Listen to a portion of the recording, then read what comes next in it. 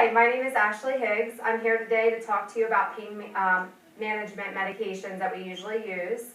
A lot of us take pain medications on a daily basis. I know all of our medication cabinets are full of all types of things. What should I take today? We're used to just popping the lids off and just going and taking some type of medication to reduce whatever we have that's going on. So today I'm going to talk about acetaminophen versus an NSAID, which is also called a non-steroid anti-inflammatory drug. A common one that we use is an ibuprofen. Again, whoever thinks about what are the side effects of taking these drugs. We usually, like I said, we just pop the lid, take it, and hope that our pain is relieved. So starting with the acetaminophen, a common brand that we use is Tylenol, which can be purchased over the counter at any type of pharmacy, any type of Walmart, things like that. Again, how this actually works, so when we have pain, it works on the brain receptor that goes to the pain part that tells us that we need something. Here are some examples when we would use that Tylenol: sinusitis, sore throat, flu, fever, earache, a cold, or strep throat. Now, going back over here to the ibuprofen, which is our NSAID again, there's other things that we can also use here as well. This would be the naproxen, which is a different type of NSAID. The aspirin here is another type of NSAID that you can use. Things that you would use these for is like swelling, inflammation, back pain, muscle aches, stiffness, arthritis, menstrual cramps, a hangover. Now, we've all had those, and who would have thought ibuprofen would have took care of that. Muscle sprains, headaches, that type of thing. This pain medication, it reduces the production of the prostaglandin, which is a hormone that causes that pain.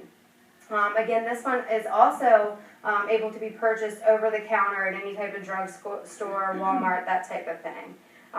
Again, they're both used to reduce those types of pains that we always get. Now, which one's better? We're thinking, okay, well, should I use that? Should I use this? There is information that you should be aware of. The acetaminophen, there is toxicity involved if you were to take too much. It acts on your liver. So taking too much, you can get toxicity of the liver. There is minimal side effects with this.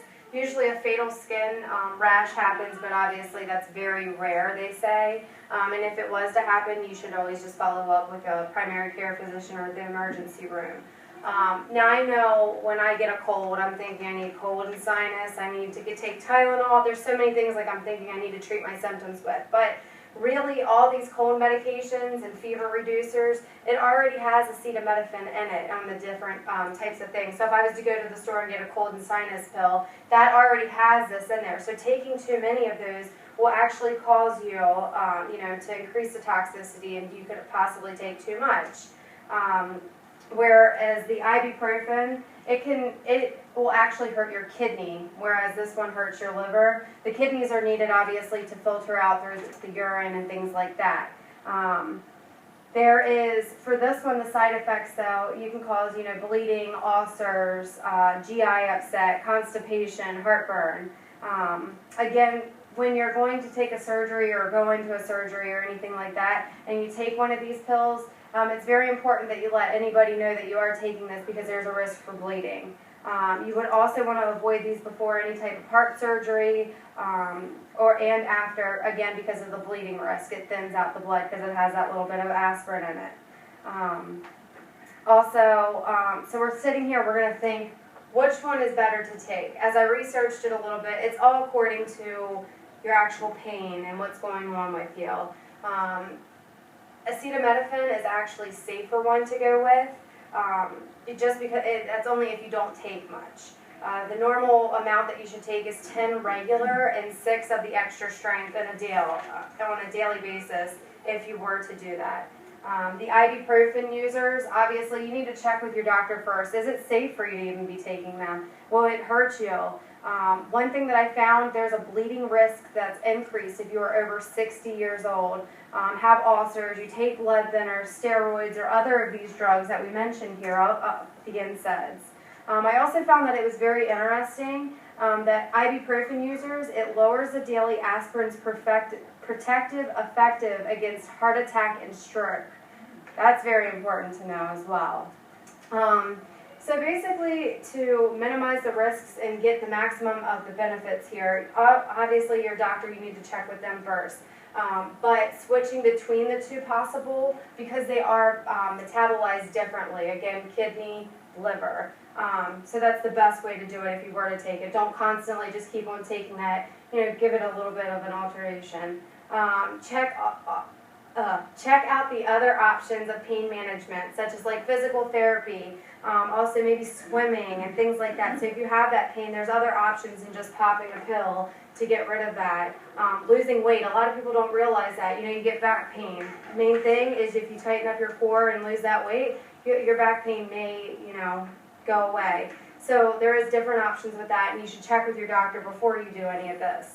So main thing here is I just want you to be careful and alert of what you're taking. There's many risks involved with any drug that you take.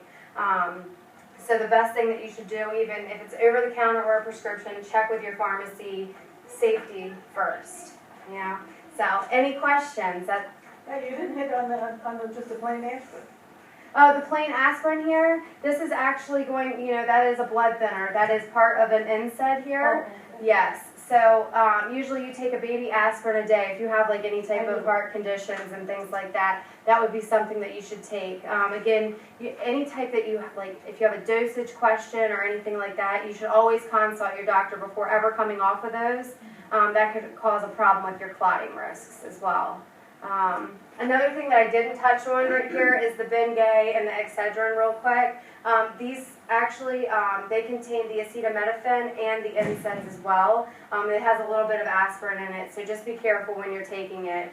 And this can also be an alternate thing that you can use instead of popping a pill. Put a patch on that site. Maybe that'll help. That has that medication in it as well.